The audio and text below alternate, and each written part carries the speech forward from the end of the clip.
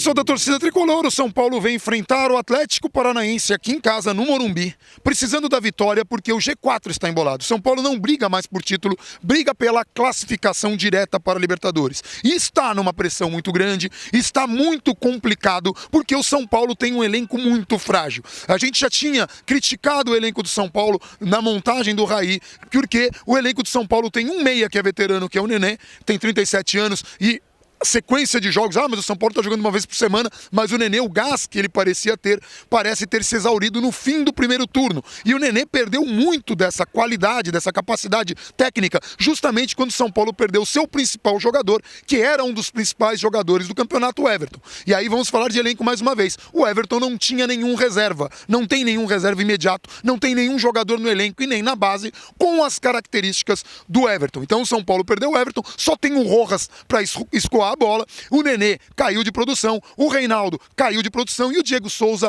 lastimável. Então vamos começar falando nesse jogo que terminou 0-0 do Diego Souza.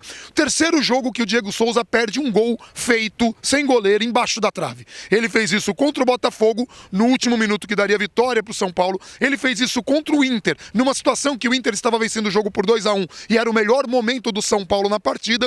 Ele não tocou na bola contra o Palmeiras, não tocou na bola, não fez absolutamente nada. E hoje, aqui, contra o Atlético Paranaense, o Gonzalo Carneiro, que foi um dos melhores em campo, uma tentativa aí do Aguirre, saiu provavelmente porque cansou, porque não devia ter saído.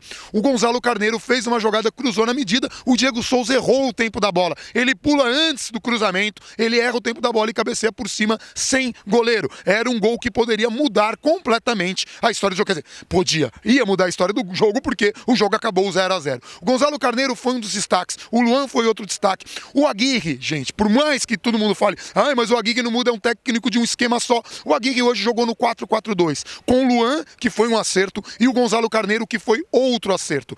O problema foi ele ter mantido Diego Souza. E por que eu tô falando isso? Porque o Aguirre, apesar de considerar que o saldo dele é positivo, ele erra como técnico. Ele errou contra o Palmeiras, quando deixou o Anderson Martins, que estava em má fase. O Anderson Martins falhou em 3 jogos seguidos, assim, absurdamente, né? E ele manteve contra o Palmeiras para o Anderson Martins falhar de novo.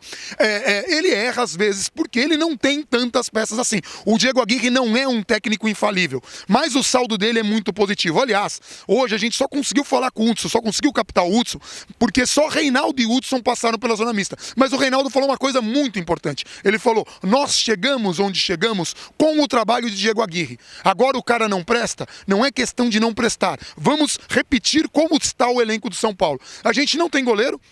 Apesar do Jean não ter comprometido, eu não considero que ele tem o nível que o São Paulo precisa, mas pode evoluir, é um garoto e eu torço por isso, mas a gente não tem goleiro, a gente tem o Sidão, que não tem mais condição e perdeu a vaga, a gente tem o Jean que a gente está dando sequência e que está torcendo, mas eu iria para o mercado. A gente não tem lateral direito. Hoje o Bruno Pérez, que já não é lateral direito, já jogava na Europa avançado porque não tem qualidades para defender, tinha tomado o amarelo. São Paulo não tinha ninguém. Colocou o Araruna improvisado, que foi muito bem, mas no segundo tempo cansou, assim, tava ele e o Rojas exauridos, porque o Rojas, que foi muito mal, aliás o Rojas tem que falar dele, é um atacante de lado, tinha muita qualidade, quando o Nenê tinha ali à disposição 2 caras para tocar, ele tinha para escoar a bola, tanto o Everton quanto o Rojas, os caras trocavam de lado, o São Paulo era um time imprevisível, passou a ser previsível porque só tem o Rojas. O Rojas foi muito mal, mas ajudou muito na marcação, em um determinado ponto da partida, e pouca gente vai lembrar, o Atlético Paranaense veio no ataque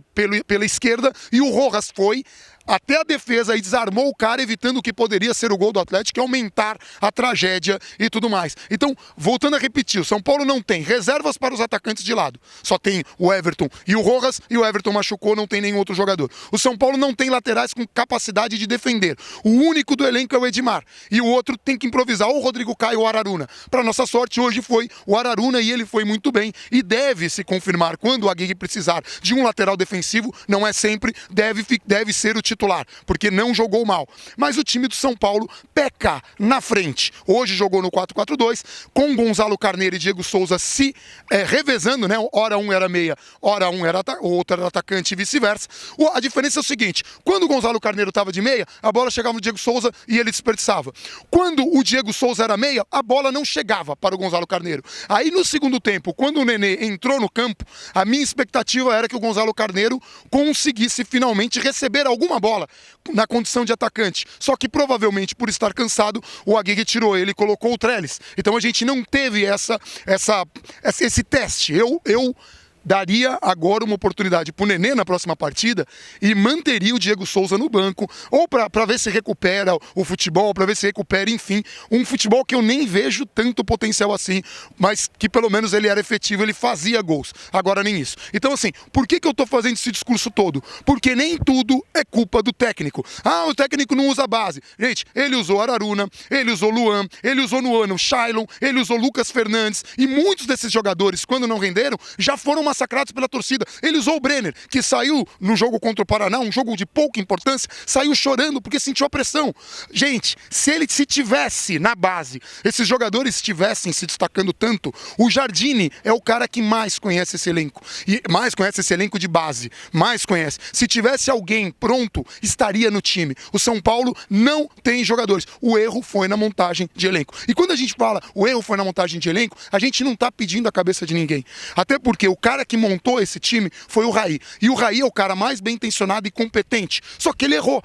Ele foi confiar em ter só um meia de 37 anos, que no ano que vem vai ter 38. A gente vai precisar contratar um meia. A gente vai precisar contratar laterais. A gente vai precisar contratar goleiro. A gente precisa de um centroavante. Um time desses, peguem os times que estão na frente e vê que time tem um elenco melhor que o São Paulo. Todos esses. E tem time que tá para baixo que também tem um elenco melhor. Porque o São Paulo funcionava quando tinha todas as peças. Então assim, eu não tô falando que o Aguirre é o melhor técnico do mundo. O que eu tô dizendo é, o futebol que o São Paulo está devendo não é problema do Aguirre. É um problema de montagem de elenco que ele está tentando. E aí acaba somando com a falta de confiança do elenco. Porque quando o resultado não vem, você fica sem confiança. Teve uma bola que o Trellis no final, ele ficou hesitante para chutar, para procurar o melhor momento. Num jogo que a fase tá boa, você chuta de qualquer jeito e a bola entra. Confiança também conta muito no futebol. Então assim, é um resultado terrível, catastrófico. O São Paulo vai ter que se reinventar para segurar com unhas e dentes essa vaga de G4. Vamos lembrar, o próximo jogo é contra o Vitória fora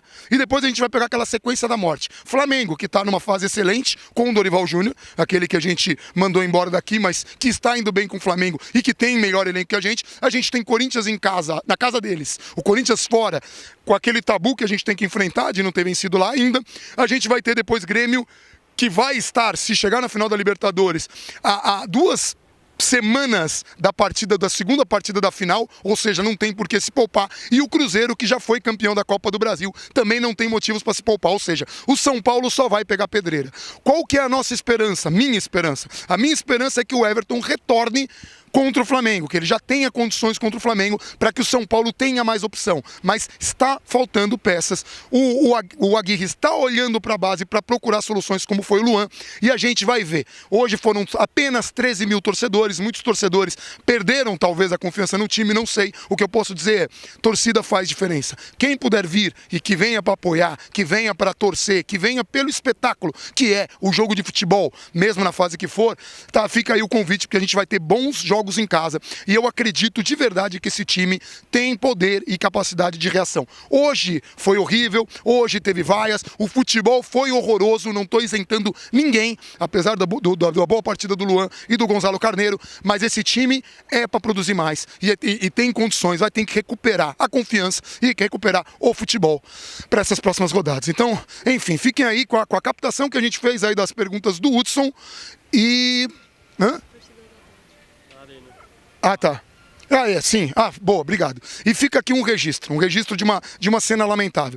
O São Paulo, quando foi jogar contra o Atlético Paranaense, lá no Paraná, tinha aquela coisa da torcida única, que é, assim, um movimento nefasto dessa diretoria do Atlético Paranaense, que, assim, para mim é um atentado ao futebol. O São Paulo não, facilitou tudo para a torcida do Atlético. Não deveria. Não por revanchismo, não porque tem que se vingar, mas para ver se consegue conscientizar os dirigentes do outro clube que não é assim que você deve tratar o futebol. O São Paulo facilitou a entrada dos torcedores do Atlético, cobrou ingressos baratos. Tem aí, acho que se não me engano é o Botafogo, que tudo que se cobra aqui é o que eles cobram lá. E essa é uma medida muito interessante. Então dificultou a entrada da nossa torcida. Nossa torcida teve que ir escondido, teve que ir sem camisa, teve que celebrar o gol ali sob pressão. Isso é desnecessário. Fica esse registro também, essa coisa patética. E agora sim, vejam aí o que falou o Hudson e só mais um outro adendo.